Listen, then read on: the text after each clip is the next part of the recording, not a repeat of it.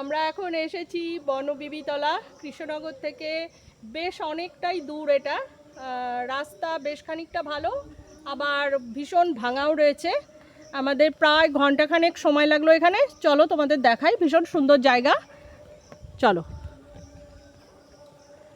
এখনও আলো আছে, একটা বটগাছ কিনা জানি না, কিন্তু জায়গাটা ভীষণ ভালো, খুব সুন্দর,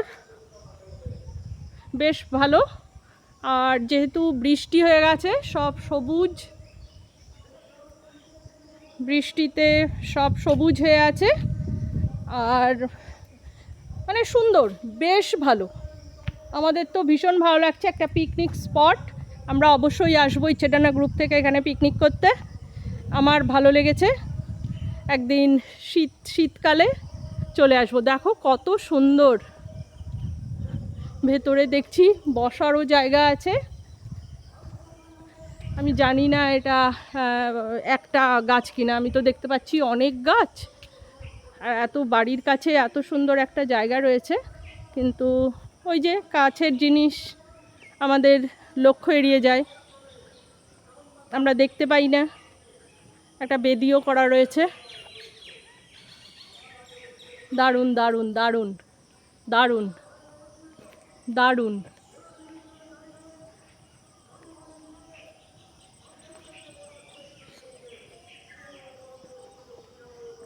দারুণ। আমার বর ফটো তুলতে ব্যস্ত হয়ে পড়েছে।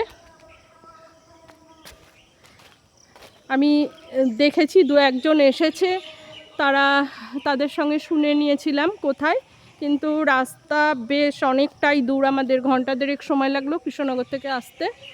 কিছু রাস্তা ভালো, আর কিছুটা একেবারেই ভাঙা রাস্তা।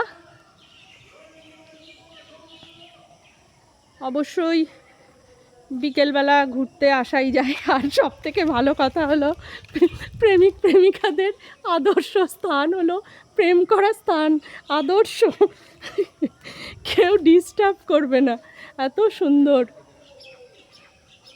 জানি না এই খোপ খাপগুলোতে সাপকোপও থাকতে পারে, সাপকোপও থাকতে পারে। কেউ কেউ নিজেদের নাম খোদাই করে রেখেছে গাছে।